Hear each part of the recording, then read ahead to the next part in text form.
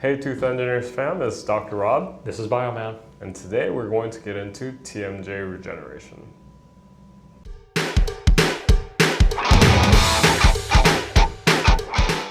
So, TMJ regeneration. So I think everything comes back to the topic of the TMJ, temporomandibular joints. TMD is the temporomandibular joint disorder, which is quite prevalent in throughout the world, right? A lot of people have joint problems here. So when people are saying, oh, TMJ, I have a problem here, they're referring to something related to TMD. Now, treatment related to this involves initially just like pain management, right? Like massaging it, physical therapy, and then like as it gets worse, as this complex here starts to break down, it's, surgical intervention starts to be required. And now, the thing is, the point being, the TMJ is a very complicated complex. Multiple right? tissue structures. Exactly. Muscles are involved, cartilage is involved, bone is involved. And that's our wheelhouse, right? Yeah.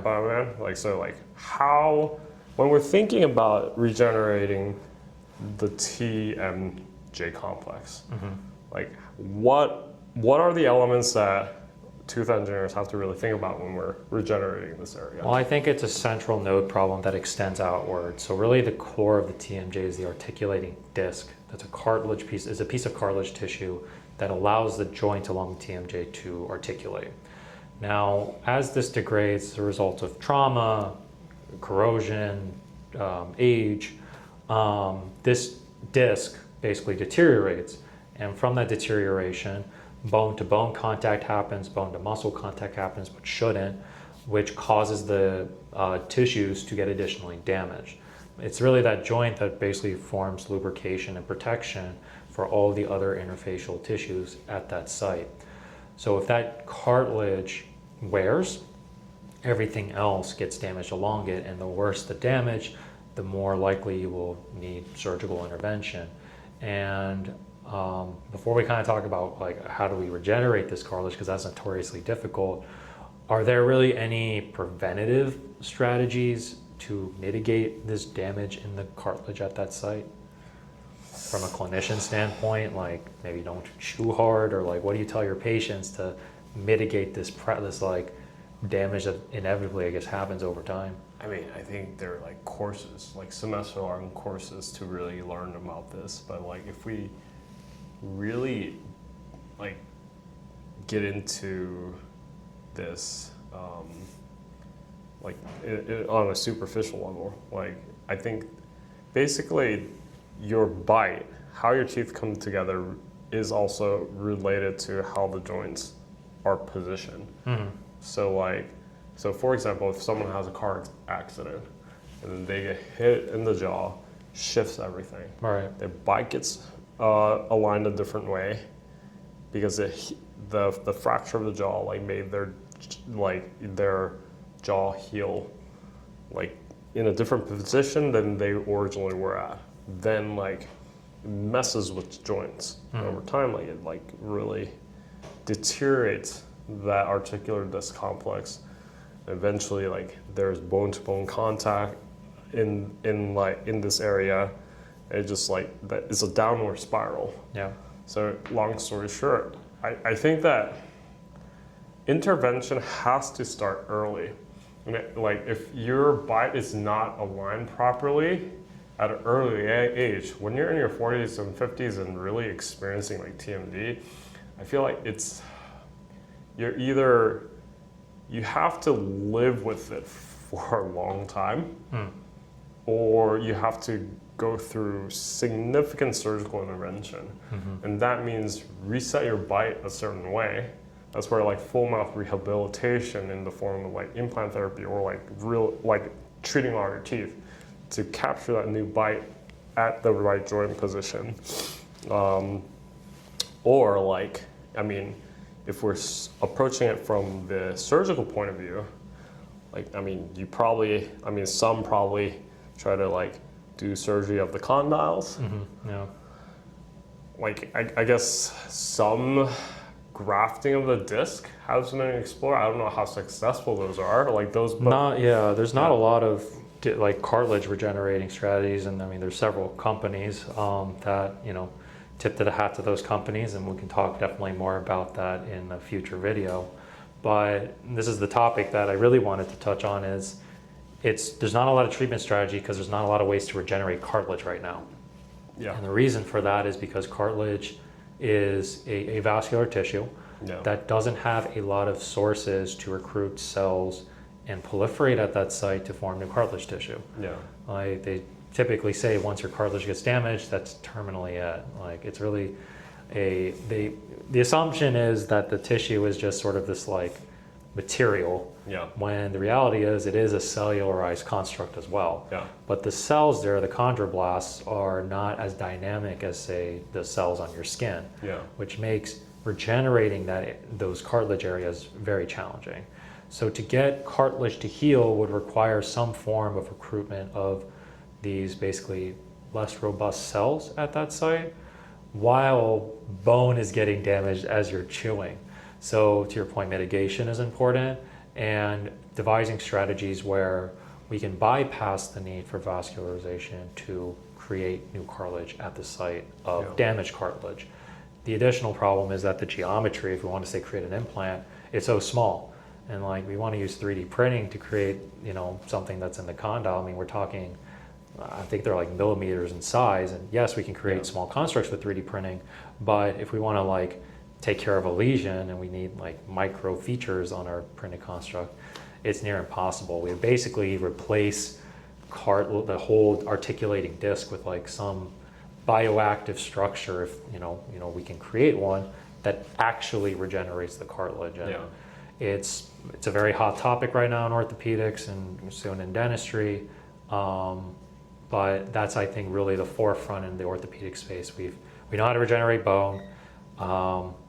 It's very vascularized, but cartilage is kind of this new holy grail that in orthopedics and the TMJ would definitely help with a lot of the problems in that space. Let's take a little tangent, right? So compared to like the TMJ, it's like the TMJ is a very unique structure in the human body, being that it's like pretty much the only ball and joint structure in the human body. But now like you go to the knee, right? I guess like it's I think more heavily, relatively comparing the two areas, is a more heavily researched area with more promising cartilage regeneration strategies. Because I guess at the knee joint, the cartilage, like the requirements for the cartilage of the knee is not as significant as the articular evidence and the articular disc of the joint. That isn't to say we dismiss how complex it is at the knee. It's just like, I think a lot of the research that is being done at the knee joint will guide what's going to happen in the TMJ complex. Some promising research and ventures have been venturing into this, but I think we're still ways off in really having something out in the clinic. Mechanistically, it's possible to regenerate cartilage with the research tissue engineers have done in orthopedics. But if we're talking about the cartilage in the knee and the cartilage in the TMJ, what it really comes down to are the types of joints that these two areas have. When you want to create an implant using material that regenerates lesions in the joint, it's a lot easier to access and actually place something that will facilitate recruitment at a bioactive implant site. Yeah. The TMJ is a lot smaller and requires you to create an implant that can actually stay in the area of this socket joint in the TMJ while sustaining this sort of load bearing of your jaw for recruitment and regeneration to happen. There's a lot of load bearing that actually happens in the knee, which actually helps it's a part of the regenerative process because load bearing, basically that force allows for, it's kind of like what happens with your bones when you lift weights or you actually do muscle training, it increases your bone density. It basically helps with active recruitment. But in the TMJ, when you're overly using it, or if you want to use something that's theoretically regenerative at that site, you don't really create increased bone density, to my understanding. You don't create the same increased bone density by constantly chewing or basically articulating your TMJ joint. No. And that's, I think, the difference and challenge where regenerating like the areas of your knee, you have these forces that are in favor of regeneration, like load bearing.